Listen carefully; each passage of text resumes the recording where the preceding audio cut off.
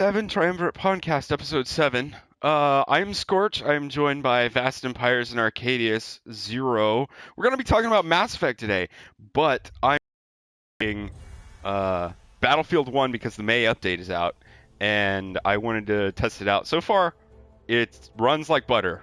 Well-oiled machine. Wonderful. Love it. Absolutely. But let's go to Mass Effect and what we think about it. It's been a really long time since it came out, at least I feel like. And Yeah. we've been waiting for a What certain happened in here? someone to finish the game, but it never happened. So we're Arcadius, what? Why didn't you finish the game? Just kidding, folks. I'm sorry, 92% was all I could do. So we're going to be talking about Mass Effect today. Mass Effect Andromeda, more specifically. And just review it, what we think of it, how it stacks up, all that junk. So who wants to start? I guess I'll go ahead and give it a go. Do it. So my perspective will be from a player who has not played any of the other prior Mass Effects. This was my first Mass Effect game. I had heard enough of the lore and story from bits and pieces of the other ones to make it interesting enough, but by the time I was interested, the third one was in swing, and I was not about to go play 1, 2, and 3 just to satisfy full story playthrough, for completeness sake. It's so worth it, though. Yeah, I'd So never worth got it. into it, but Andromeda came out, and it was a brand new storyline, brand new characters, so I was like, alright, so this is about the time to dive in. So I took the plunge into it, and as far as overall story goes, it's very well done, but we won't start on story quite yet. I think it's a little bit better to start on some of the base mechanics and then get into the story, since that's the main part of the game. So hit the ancillary stuff first, and then I'll get back to that. As far as visuals, color, super rich and vivid, even on my TV. Like, holy cow, it's finally actually used the full color spectrum of my TV, since it is deep space and they're able to use whatever kind of sci-fi cinematography concepts that they want to use. And they've definitely used it to its fullest. Pretty much, it's just a really good looking game, especially when you're traveling interplanetary and all of that. Now, as far as the characters, I think the characters by themselves are pretty well done. The general skins and hues and stuff are pretty polished as far as a standalone look at the character. But then that kind of rolls into the mechanics. Now, the mechanics, as criticized probably by a lot of people online, are much coarser than the characters look. They are not fluid motions per se. They're a lot more jerky than I expected them to be based on how this game initially looked. And we won't even get into the facial expressions. Like I gave an analogy earlier, the facial expressions are the equivalent of a Sharpie on cardboard that wiggles a little bit. And it's just pretty much a picture that kind of moves around a little in very forced distortion. And that probably comes from the immense detail customization that they probably provide for each of the characters' facial features that just don't translate well to motion mechanics. They have to polish that up on the next games. But besides that, most of the other general sounds and motions and combat styles, the audio is very well done, very distinct, crisp.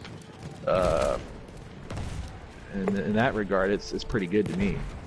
The variety of weapons you can pick, I don't really have anything to really go off of from previous Mass Effects, but they definitely have enough variety to have fun and play how you want to play.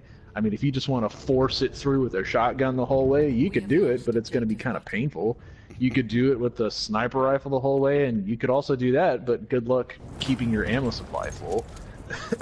Unless, of course, you get the weapons that have infinite ammo, in which case you don't have to worry about that, and that's the great part about those guys. Like I said, a lot of different playstyles, especially if you don't know what you're doing, you can pick up just about anything and play it, which is kind of nice. They'll probably evolve, I'm assuming they'll evolve more detailed specs and scope of weaponry in later games, since this is kind of, like they suggested, a starter Mass Effect for people who have not yet jumped into the genre. So I guess that takes it back around to the main story, which is the driver behind all of the looks and feel and motion. And I actually think that based on all the different conversations you can have with characters, I didn't expect to have the elaborate kinds of conversations that, I mean, I've played games similar to this, but not quite this extensive. And I was actually pleasantly surprised that the array of character development that is in very personal conversations that you have with all the individual teammates that you travel across the galaxy with. Yeah. And the new ones you meet and that form part of your team, and even the ones that aren't immediately on your team, but you still converse with on a semi-intimate level. I thought that was pretty unique. And that part is the main driver, but what excited me a little bit more about it was all the quirky side conversations you have while running around in the world. And that is you're driving somewhere, you're blasting people, and you're just doing your normal thing, and the two people that you have with you are just having their own little conversation. Completely uncalled for, unscripted, and depending on the combination of characters you take with you, you get vastly different conversations, which I thought was pretty entertaining for the most part. And I don't even think I covered all the conversations that all the different characters that you could have with the different characters based on the pair-ups. So that was pretty well thought out on the creators of Mass Effect on their part. Damn it! The overall plot, very good, and I thought it was pretty solid. It kept you pretty anxious to kind of see what does this mean? Well, what happens next? So I thought from a general plot standpoint, it was pretty well done. And they definitely left it open for the next series of Mass Effects. They didn't just spill all the beans. They, kept a couple things kind of in the dark, but left enough open such that, hey, I mean, I'll buy the second one when it comes out. I'm excited for it. If anything, just for the main story. And I'm hoping they polish up some of these mechanics to be a little better, and then it'll make it really enjoyable. But I'd say that's my initial take on it. It's pretty solid. So, want to go the veteran route or an even newer route for Vest? I'll go next because I probably have the most to say about the least amount of game. Okay, fair enough. Let's hear it. So I made it to what was the fourth planet that you visit in the game? Ice one. The one that's really cold. Planet. It's really cold, and until that point, I was enjoying myself immensely in the game. This is my first Mass Effect Andromeda, is my first BioWare game. Really? I've not played. Yes, and I've not played any of the previous titles. And I think part of it, and I've explained this to you just once before, that I've just never been that interested in the Western RPG structure in terms of insertion of self and story. That's a whole can of worms that I don't think everyone is going to be interested in listening to. But I prefer the story journey from the outsider's view and then being taken through an experience, almost like watching a movie, especially if it's a really well-crafted story in a game, as opposed to games like Dragon Age and so you prefer more the Final Fantasy linear cinema style gameplay. Right. I like the Western. I like JRPGs a lot. Okay. And so I was a little resistant to the game to begin with, just for that reason. But I really like sci-fi, and I've heard so many good things about Mass Effect in general. I wanted to visit that and see what is out there now with the game, and actually, kind of get over my phobia of everything. So I'm an old hand at RPGs. I know exactly how they work. And the relationship system here was new and kind of interesting to me. So when you, for me personally, the first planet that you go to was a revelation. It was amazing. It was just looked alien, like uncovering the little relics and monuments. Just the way that the sky looked and the giant shape kind of flowing through the sky, like the sky whales or whatever they were called. The it sky just whales. Looked so good. And it had the very, it had just like really great sci-fi feel to it. So I was like, yes, this game is awesome. And then it had a really fun combat and motion system. The gunplay was a lot of fun. The powers, the progression system was great. I really enjoyed that. And I liked what they had you do. It really felt like you were you are a Pathfinder, that you're actually going through the world and exploring and, making decisions that actually matter towards the formation of this colony in a new star system. Like, that was awesome. Yeah. And then somewhere around the way you actually reach the colony ships, and there's intrigue, and there's a lot of different story plot points. You don't know exactly who to trust. You find out that there has been some amazing, or not amazing, but to me it was amazing, but like there was a mutiny on the ship before you arrived there, and so there's a lot of different factions. There are a lot of different things that you can do to affect, news being spread to the colony, like what's truth, what's not, like just a lot of really cool, interesting things that I had not seen before. And again, it was really sci-fi, so I pivotal decision making. Mm-hmm. Yeah. And so I was really enjoying those side missions, those side quests. I'll go to the second planet. Again, it's a really great alien world. A lot of interesting things to do. You can,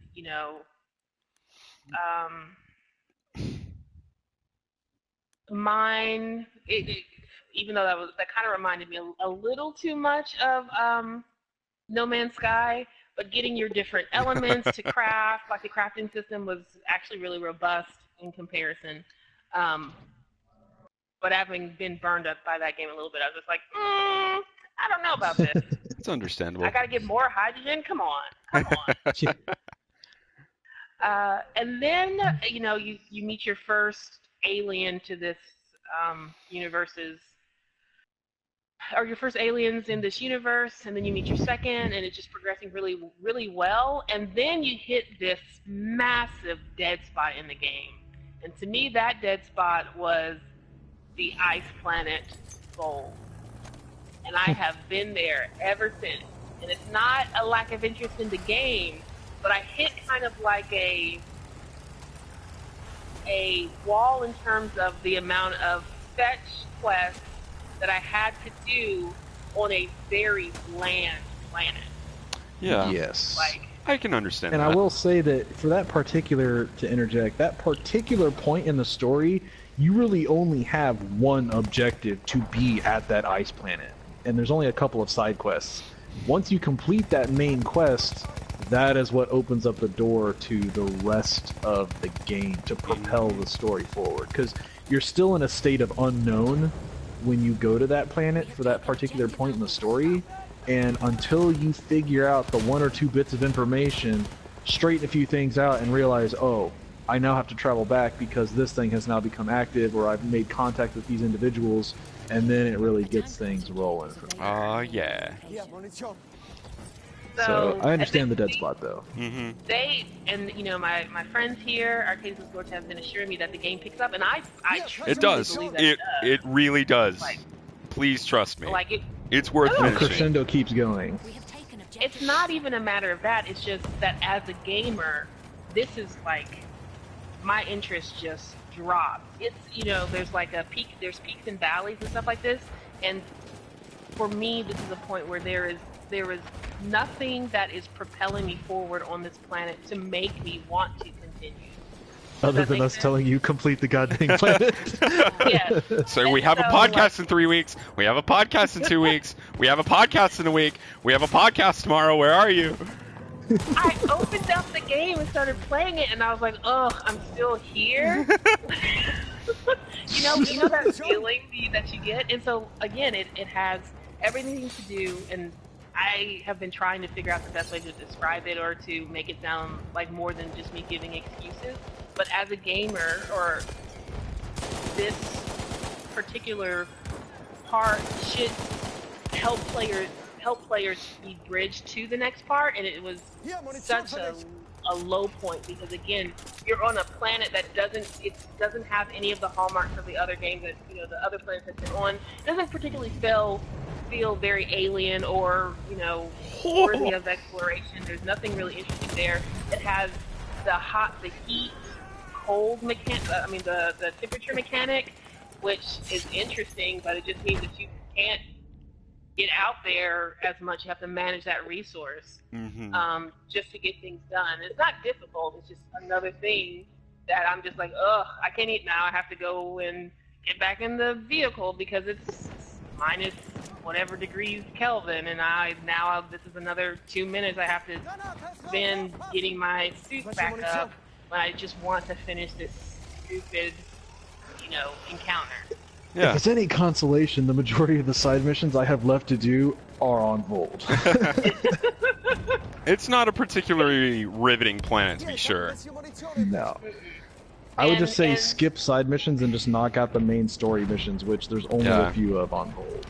Once you get access to the rest of the game, it really picks up. You can go back and finish the side quests on Vold as you see fit. If you never want to get back there, that's perfectly fine too. I was in no hurry to go back to Vold. Yeah. Oh, shite. I just got mowed over. Whoops. But so that is my long digression of why I'm still stuck where I am. It's not a particularly good reason, but as an experienced RPG gamer, this is like the point where I was just like, man, I gotta tap out because this is just not fun right now. So once I have built that fun back in my brain space, then I will push through and get to the good stuff. You better. But the thing that I really did enjoy, again, like I said before, the previous planets looked amazing. The gunplay was excellent. The sense of exploration, even if you're just finding a new planet and you need to mine some things on the planet, the way that they bring you in with the swooping cameras onto the planet's surface, and you're actually searching the surface to locate this resource. Like it's really well done. Return to the combat area. Another thing another point of negativity to me, I guess, is, and again, I'm only on the 4th planet, but as far as adversaries go, the Ket haven't really sprung my interest yet. Yeah, there's some things that they mention later on that are worth paying attention to, but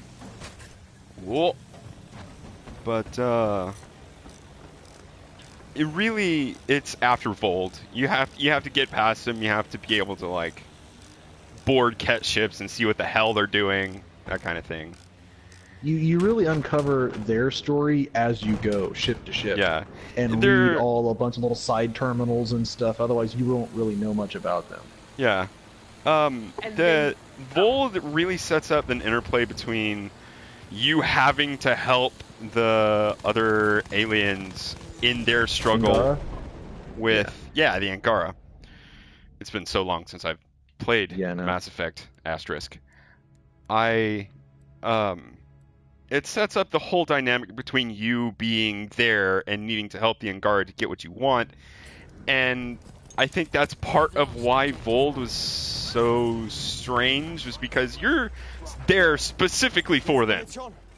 That's about the only reason why you're there. You have to help them. They don't know who you are. They haven't met you except once. They don't know where they know your alien race just came to the system, and you're the new guy, and they're like, why are you here? Yeah. But they're not really paying attention to you because they're getting attacked. And that is more pressing than the fact that you're another new alien that's showed up that hasn't started attacking them yet. Yeah. So they're very hesitant. And then my other thing was that, again, I still need to continue the game, but I enjoyed the remnant kind of like subplot that was running through there. And I hope that that is something that either plays itself out in the end of this game, or that is carried on into whatever next installment of Mass Effect. Yeah. I won't spoil too much, but let me tell you what you just mentioned with the Angara and the fact of the system and the alien structures that you're dealing with. A giant chunk of that actually gets revealed near end game. Yeah. So that's why I suggest you plow through, force yourself through Vold, and it'll get better. Yep. And then my final comment about this is, or about my own experience playing, is that when I got to the third world, that I can't remember right now, but it's the Angara home planet, I believe. Aya. The one that was Aya. Or the one. There are two planets that are mostly Angara. One is Aya, which is they're kind of like hub homeworld, and then there's Havarl, which is the small jungle planet. Okay, so it was Havarl. That's the one. So when I got to Havarl, I was, there's a really amazing sequence when you go through the first dungeon type area there. And I thought to myself, as I had an encounter with a new remnant like faction, like the Shield dudes. Yeah. I thought to myself, one, wow, this is super cool. Two, I kind of think that this is what Destiny should have been like, and then my third thought was, why is this not cooperative? Well, they do have the whole Apex mission thing going on. And that's their co-op thing. But that's really bland and one-sided. I didn't really feel like actually doing that.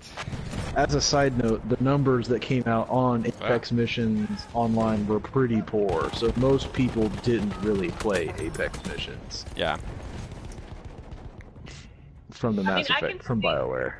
I could see them being like a fun thing to do, with your friends from time to time, but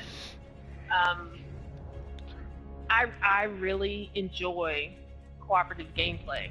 Yeah. Like, a lot. You play Overwatch much more than any of the other two of us. It's incredible the amount of time you sunk into that thing. Don't tell people. I don't want them to know that I'm actually a no-lifer. But, it'd be like our equivalent of sunk into Battlefield. Yeah. Possibly more, though. No, I can guarantee you that's a no. So. I'm sorry. Staunch I thought you meant like competition. I thought you meant this iteration. No, not as a series. No, total. Not as a series. Because the Battlefield's pretty much all stringed together. It's just a new look. Yeah. Is it my turn to go to do this thing? Yeah. The only thing I wanted to comment that I totally forgot to touch on was I talked about the diversity of gameplay, but a real giant chunk of that is the classes that you get to select for your character, because that really drives the selectiveness that you will actually have and be able to participate through the remainder of the game. Because I thought you'd be able to upgrade all three classes easily, but you really at the end of the game only have the equivalent of 2 full classes almost fully upgraded, while the third one would almost have nothing in it. So you can either kind of pick a little bit across the top on all 3, or you can just completely full bore 2 of the classes and then do combinations of those 2 classes. Yeah. So even with my 90 some odd completion, my 3rd biotic class, I barely touched it. And there is a lot of different attacks and gameplay methods that I haven't even been able to do yet because I haven't upgraded them.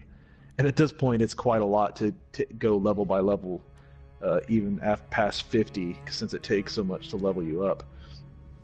So I think that's where they kind of get you with the fact that you could play through again as a different character, make different decisions, and attempt a different route of playstyle. Yeah. So I think they did that on purpose to encourage multiple playthroughs. It should be said as well that you can respec your character at any point in time on the Tempest, and there's no penalty for doing that. They encourage you to God damn it, to experiment. If you don't like something, do something else. I thought that was kind of a good idea that hadn't been really thought out in Mass Effect before. Because I think most previous Mass Effects, correct me if I'm wrong, once you decided something, it was pretty much permanent. There wasn't any going back. You, especially in the beginnings, you picked your class in the very beginning, and then that was it. That was what you did. Mass Effect 3 kind of opened it up a little bit, but I think Mass Effect Andromeda did it pretty well as far as giving the player the ability to experiment and try everything else out. Uh-oh. Is he on the ground? He's not on the ground. I think you can add the rest to the veteran side of things when it comes to Mass Effect. That's me! Yeah. Okay. So, it's officially my turn, right? No one else has... Yes. Okay. You have the floor. Alrighty. So, I've played all the Mass Effects multiple times through. Including this one. Including this one. I got 2 playthroughs in on this one before I decided to put it down.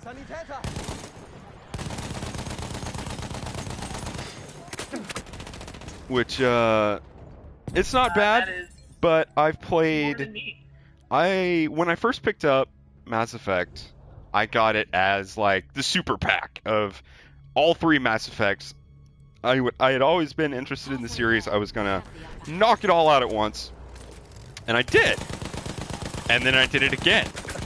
And then I did it again. And then I did it again. The entire trilogy, I played it 3 times over, back to back to back. Wow. And I could not see myself being that driven to do it towards this game. It was good. It felt like Mass Effect. It hit all the correct little synapses in your brain that made you, let you know that, yeah, this is Mass Effect. It just wasn't as good as the originals. And there are a few things to say about why that is. First of all, it wasn't the original team behind Mass Effect. It was BioWare Edmonton, I believe. The originals were made by BioWare Montreal. And another thing that you could touch on was that this game was made in the DICE engine rather than the previous engines that were made for the game. They used Frostbite 3 instead of the previous engines. And that could also be why the facial expressions are like Sharpie on cardboard. Yeah.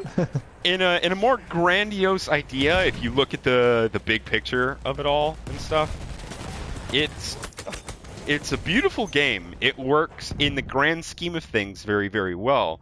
But if you get into the minutia, which is part of Mass Effect, if you get down to like the character by character basis, it kind of falls apart a little bit. Yeah. The gunplay was good. The mechanics for your characters were good, if a little wonky. That you have like the land of the silly walk going on every once in a while. Yeah. Holy shit! Oh, hold on, I'm about to die. I think the only major glitches I encountered was the one where I got frozen in a solar system and my game straight up froze and I could never get out of it. That's the thing. I never really had any other glitch problems. besides that. So I guess in the glitch department, it was okay for me. Yeah, I didn't encounter anything huge. What about when you had the, is his name Simon? Simon? Oh, I take that back. Yeah, that one was pretty bad. I totally forgot about that. Where, yeah, so I don't one think of my his name is characters Simon. dies. It was I'm sure Liam. it's not, but it's down. Liam, see, I knew there was Liam, there we go. Doesn't sound anything like Simon. It's very proper British. There's mum in there, and I knew Anyways, that's what it was. so Liam, to set up how bad this part of the game broke, was Liam, one of the characters that was with me, died. I couldn't revive him. So I got in my car and went to the dropship to try and pick a new team, just to try and reset it. Well, it wouldn't let me. Therefore, all I could do was get in and out of my car, and so I was like, whatever. So I just took Cora with me to another location. We get out of the car, we start shooting, and they start shooting beside us, and I don't understand why. And Liam's dead body is following us around, and he's being a bullet sponge for enemies, and I just don't know why. And we get to the point where, like, this is ridiculous. So nothing's working correct with him at all. I go back to the Tempest, and he is now floating around my spaceship, 0G, in full battle gear, on top of Cora also being there in full battle gear. And then I had the snapshot I sent of the time vortex of Liam floating next to Liam. Yeah. And at that point, I was like, it's time to reboot the game. So I guess, yeah, that part broke pretty hard, but it never happened again. Shite. Yeah. I can't say I really... Ow, shit. I can't say that I encountered anything like that. I think that happened to me once, but it resolved itself very quickly. Continue your talk. I completely forgot where I was. What was I doing? I was doing something. You were at... you'd already played through all the previous Mass Effect games, pretty familiar with it, and that the division that did this Mass Effect was not Montreal, it was Edmonton. Yeah. JB. Oh. For them doing Mass Effect Andromeda, they made a valiant effort, but they're not the original crew. You know what I mean? It's like when oh man, I don't know. Gearbox Australia? I was not. That's a far better and more linked analogy than I was going to. I was going to say when Van Halen picked up Sammy Hagar. It just wasn't the same. Equally as relevant, Or it's like when you go to the store expecting a Hostess snack, but the only thing they sell are tasty cakes, and it's just not the same. I think that's very specific to you, because I don't partake of that kind of... They're both delicious, but one's just not quite like the other. I'll take your word for it. Definitely. Ow. Okay. I'm going to have to focus on what I'm actually talking about, because I'm getting shit on right now. That's why there's no way I can play Battlefield and do this at the same time. Yeah. I did just... I guess you could go into gameplay mechanics. I don't think you've hit on that yet, other than some facial expression stuff. So, Mass Effect 1 mechanics. Mass Effect 1 was very different. Mass Effect 2 and 3. They made huge strides in actual, like, I don't know if this is going to make any sense, but liquidity of movement in battle mechanics. And it paid off very well. Ow. And they kept that for Mass Effect 3 and refined it a little bit, but they were still plagued with the idea of having to find waist-high cover in this vast expanse of battlefield. And you could tell when conflicts were going to show up because you started running into waist-high walls everywhere. In this one, they kind of did away with that, and they went more towards the like full environment interaction where just about anything could be used as protection. Yeah. And it was good. It worked rather well. I didn't really have any problems with it. The biotics, all of the hallmarks of biotics were still there. All the hallmarks of being cyber dude at the tech tree is all there. I don't know the name because I'm mostly biotic all the time. Yeah, and tech and then the commando tree for pretty much the super soldier. Yeah. Woo. And it worked out rather well for this game. I think they're on to something good with that whole thing.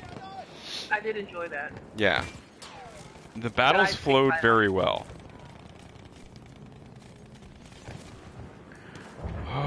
Where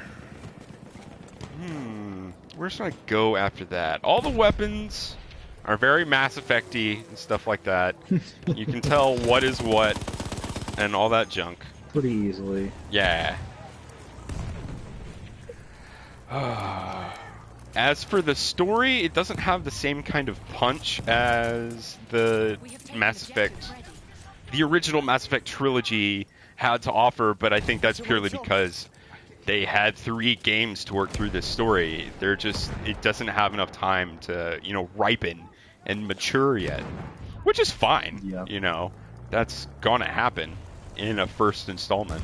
And you also have the whole jaded crew of, well, this is Mass Effect. There's no way you're gonna have like anything as good as Mass Effect, the original trilogy is gonna be, yada yada yada. Which I think is part of the venom that we saw leading up to the game's release in all of the reviews and stuff like that.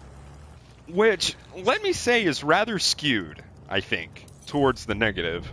Even if it sold fairly well and it was decently received in kind of a lukewarm kind of attitude, I don't really think that was warranted. I think they made good show of it, and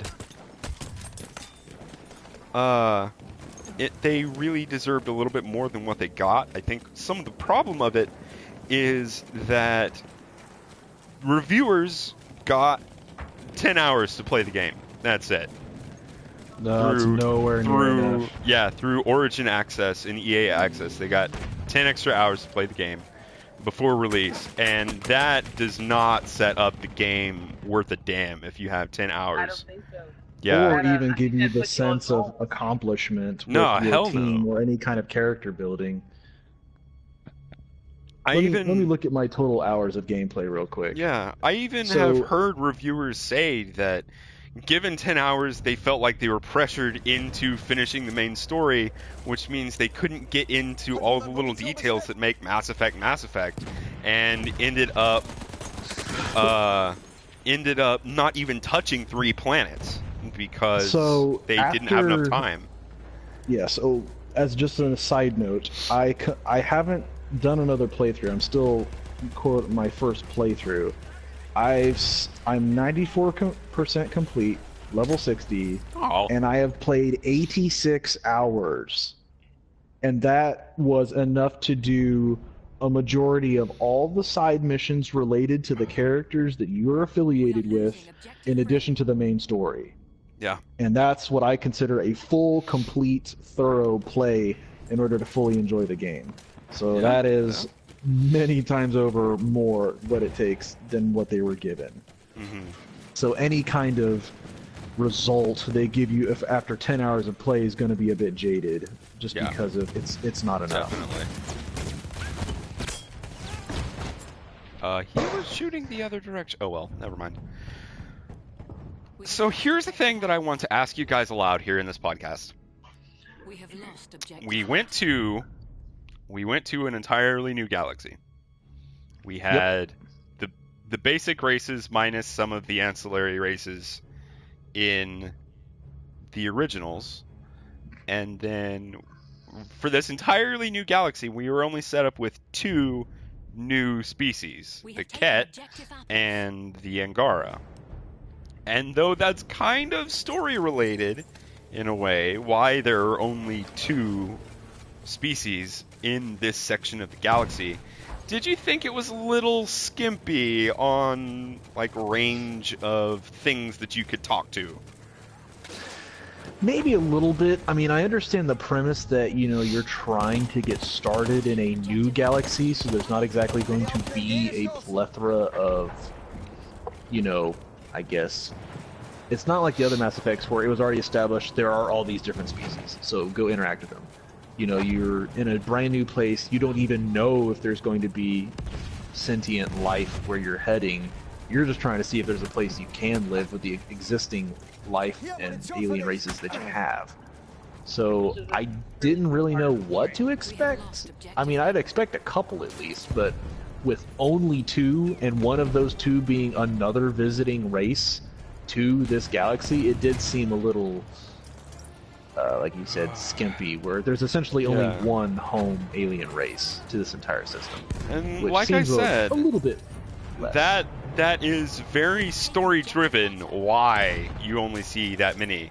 But I feel like it's kind of a cop-out, the way they did that. Maybe a bit. Just a little bit. But then again, that also means that, without spoiling too much of the story, that the next installment could take you to the other region of this entire galaxy that they sort of mentioned at the end of the game. Yeah. And that could potentially open up a whole can of worms of more species than you could shake a stick at. But we don't quite know if they're going to take that route. This was more like a test the waters type thing. Yeah. Get you reeled in and then show you, oh yeah, there's a whole lot more. So just hold on and we'll get to this next game and it'll be better. And that's kind of the underlying tone I get the feel of. But with that in mind, it feels a little empty. A little hollow, a little bit. Yeah. It feels a little hollow. Like, and I don't mean like empty in terms of other games that we've played, but just maybe within its own universe. And then with some of the other games that we've recently played, the more open world games, it felt a little hollow. Yeah. And I'm thinking definitely. specifically of Horizon Zero Dawn, which is a completely different type of game and a much more tightly contained world. Mm-hmm.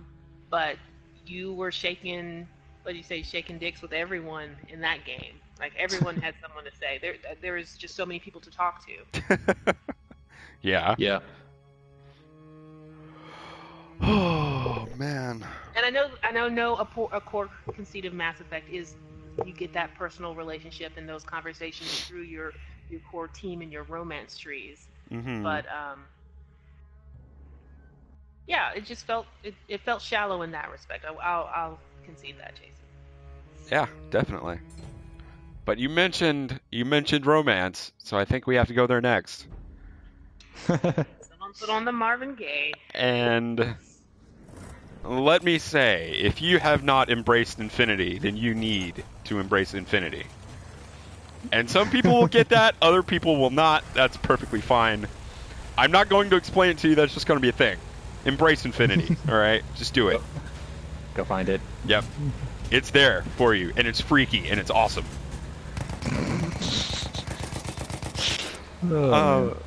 What do y'all think about that whole dynamic that they set up? I know you can't really compare it to other Mass Effects, and I'll do that eventually. But this is the first game that I've ever played that actually has something like that, so I actually don't have much of a comparison at all, to be honest. Okay. But that's what makes it. To me, that's what made it pretty interesting. I'd never played a game like it, and I thought it's new, so yeah, I didn't mind it at all. And Vast, I know that you're not all the way there yet, but you can see the cracks start to show, I'm sure, in certain relationships and stuff. Yeah, I actually enjoyed some of the subplots and mission structures that came with building. I'm going to use the term affinity because I can't remember the in-game term, but gaining affinity with some of the other characters. So like with Cora? Yeah. The human person, Asari right? Commando? Yes. She was badass, and like I really liked that, you know, part of her story was, you know, well, she's really gung-ho about finding the other Asari, or finding the Asari and finding out what happened to their ships, and so that was just another way for you to actually find more information about what happened to everyone when they actually came through before your ship arrived. Yeah. And so I thought it was built in very well, and it felt organic, and it was fun exploring, you know, these different subplots with these different characters. That was nice. Okay, cool, cool.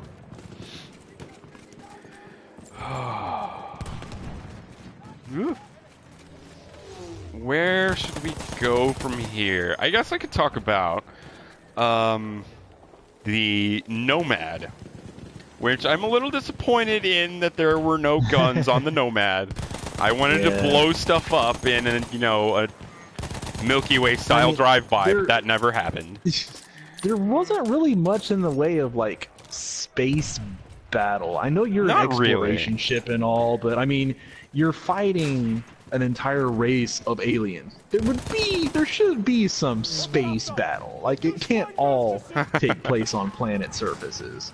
So that was a little bit of a letdown to me. There was definitely some in the previous trilogy that you did. You were also a part of a stealth ship that didn't have any guns, so you were the quick commando team that had inserted itself into the quick get in, get out. Yeah, that kind of thing.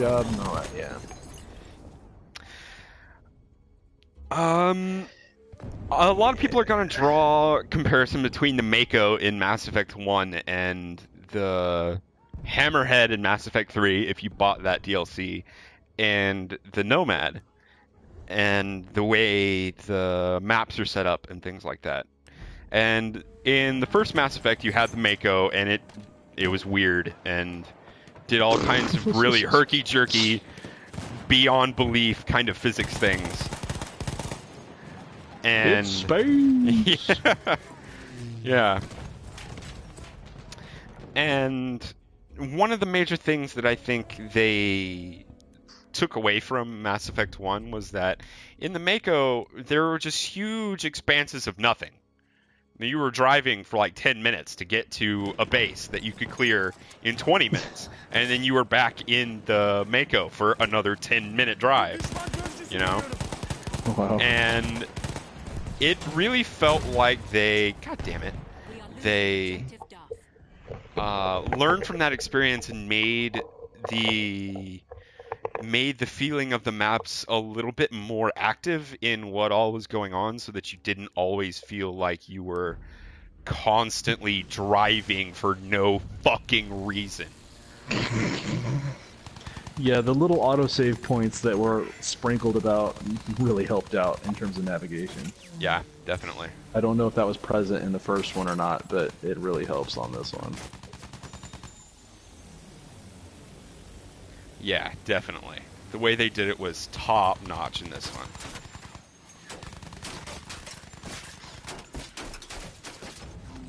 Oh my gosh. Let's see. What did they bring to Mass Effect 2? They brought the mining from Mass Effect 2 into the space exploration.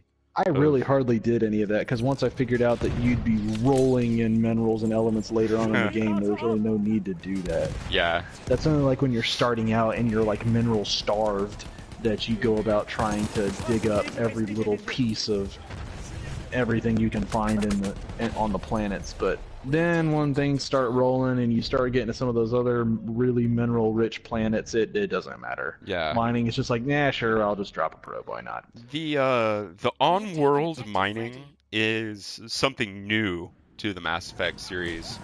The whole thing about exploring solar systems and finding resources from your ship is from Mass Effect 2, and that's how you found your resources and stuff like that. And I really liked it. A lot of people did not like it from Mass Effect 2, but they brought it back anyway. And I was kind of happy it showed up, but there's not enough meat there to actually have it pay off for anything.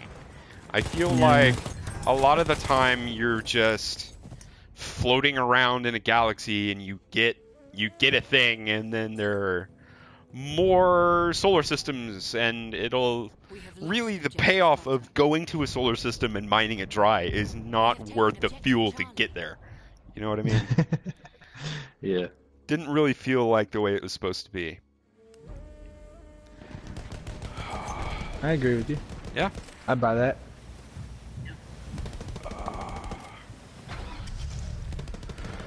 So should we talk about what has happened to the title now that it is out? Like the franchise and all that in total? Might as well break the news. Yeah. The news, this was weeks and weeks ago that they actually said this, but I don't know how many people actually know about it, is that Mass Effect as a franchise has been put on hiatus by BioWare and EA. Indefinitely. Indefinitely. They're going to be working on other projects. Yeah. They said... So they set it up to make the money for a second one, which they have intention to do, just no immediate timeline. They're holding on to the IP and all that, but it's not on their forefront. They have another IP that's coming out that's being developed by BioWare Montreal, the original crew. That sounds very Destiny-like, which makes me scared. They've just put it on a back burner, and I don't think they're going to touch it for a little while. They've divested talent and things from BioWare Edmonton to do other stuff.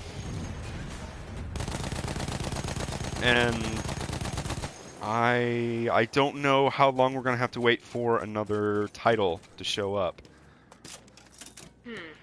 Yeah. So was it sales figures or reviews? They said it was a mix of sales and poor review scores that they shelved the title.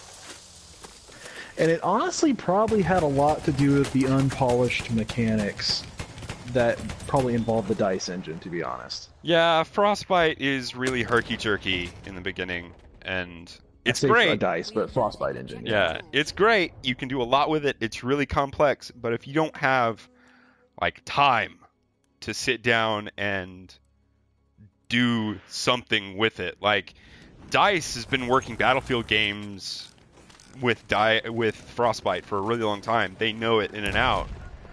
But a new group is... It's like with any new tool, you're not going to know how to use it wonderfully out of the gate. Yeah. You got to refine it, and it takes a lot of experience. And it was a valiant effort. They made a pretty cool title. But it didn't live up to its potential as much as people wanted it to. Yeah, I'd agree with that. Man. I can return to the combat area. Yeah. That's about all I could think of to wrap this title up. Pretty much summarized without getting into too much of the details, because there's plenty of YouTube stuff for that. Mm-hmm. And the finite gameplay, but I mean, it was fun, enjoyable. If they make a second, I'll buy it. Yeah. But I definitely won't rate it as top tier game that I've ever played. No, it wasn't a Horizon Zero Dawn. No, yeah, they're really gonna have to dig something up to be able to beat Horizon Zero Dawn as far as it went.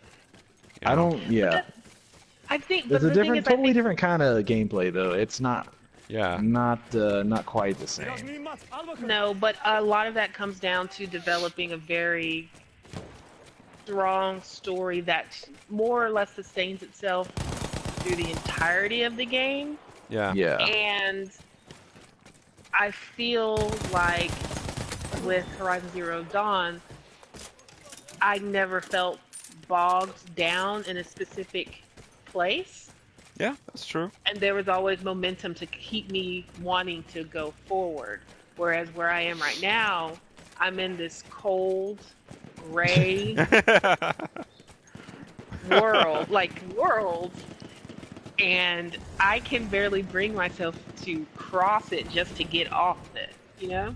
Yeah. So Yeah. I think, I think some of the other, you know, kind of, I don't want to speak specifically like to the voice acting or the character creation or models, but I think a really big, one of the points that hasn't been stressed enough, like people have just been talking about the modeling and you know how glitchy it is and everything like that, but one of the things that hasn't been stressed, and from what I've seen with other reviewers, is that in these type of games, like, it is self-insertion. You are the person who is making these decisions. You are the person who is,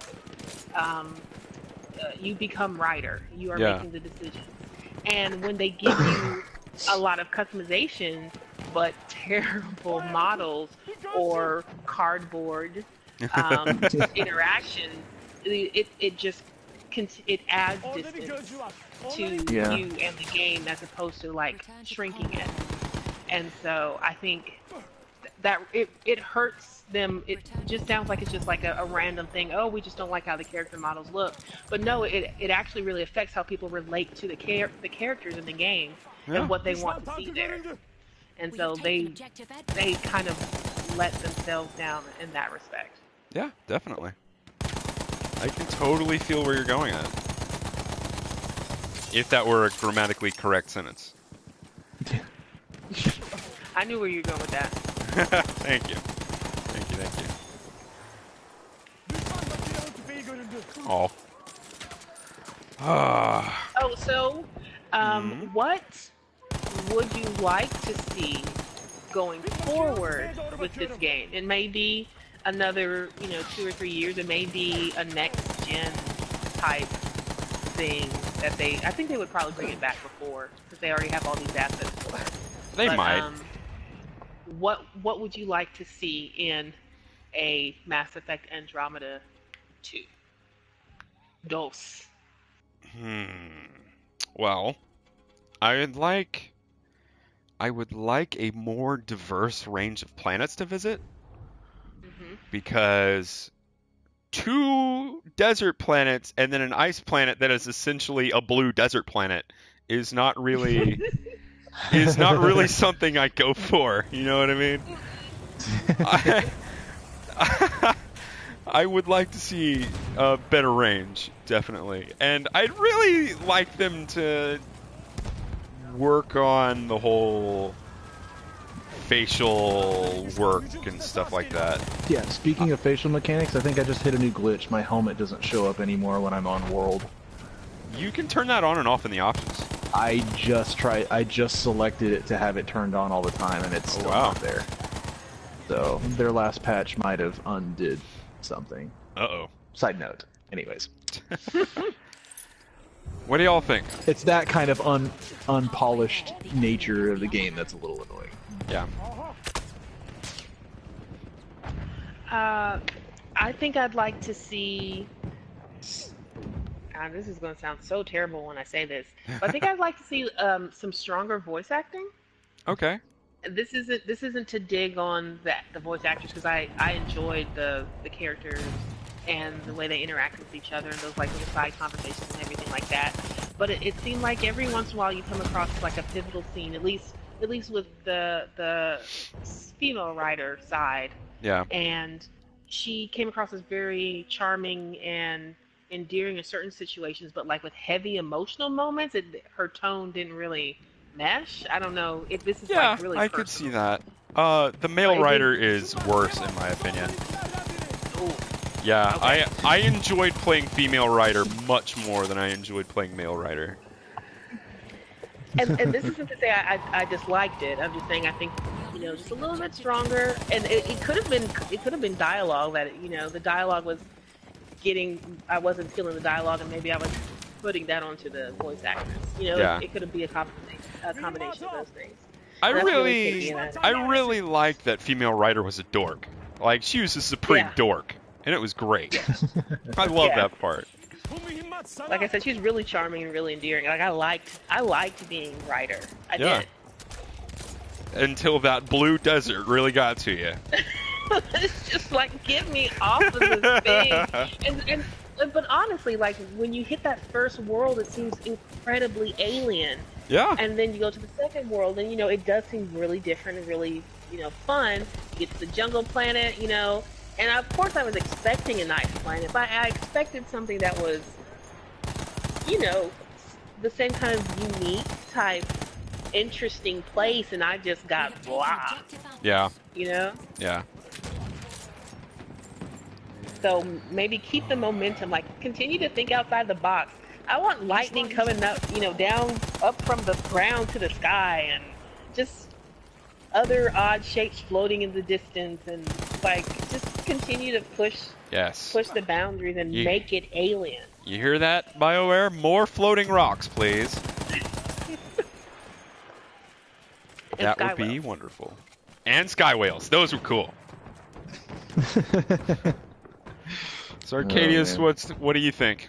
What would you like to see? I mean, I definitely want to see crisper mechanics, especially when they're trying to, input these really deep-seated emotional moments where you're either bonding with your character or relating or consoling, but their face is just no, you're ruining it for me here. The moment is not connecting all the way because you're trying to have a serious moment with a non-serious face. That's really what it boils down to.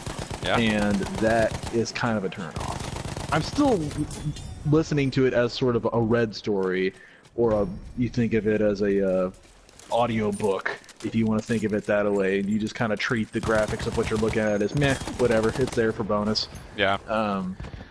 But yeah, if they could improve on that and propel the story forward where they intend to take it, I think that could vastly improve the enjoyment of the story gameplay.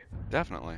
Even if they left everything else the same, if they could change just that, it would improve the game dramatically. And it might not get such harsh criticism if they at least improve that. They really need to give reviewers more than 10 hours to play that game. Yeah, that's pathetic. That was a huge pitfall. Everyone is, even people who have not played Mass Effect know Mass Effect is massive. It is a game that is not something you just piddle around with a couple hours and you're like, all right, I beat it in 7 hours. No, that ain't happening. Like, you're gonna invest a lot of time in a Mass Effect game if you want the full enjoyment out of it as a full, complete story. I have to preface that because doing a lot of those side stories really actually did open up a lot of unique aspects to the main story you wouldn't have gotten otherwise. Yeah. And that takes time. That's not something that you can just, fall into. So are we about done? Did we finish this off? I think that about wraps up anything else I've got left on it. Any other things? I think our next podcast is going to be covering E3. And that'll make a year of podcasting, ladies and gentlemen. Woo! That'll be our 8th, I think.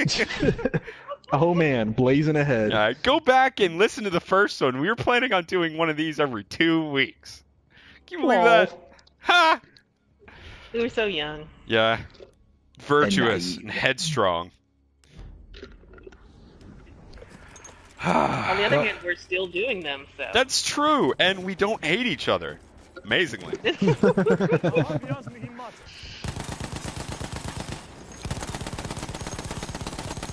an awkward pause here. Does anyone hate anyone? Like, let's air this grievances out now. The awkward silence bestows.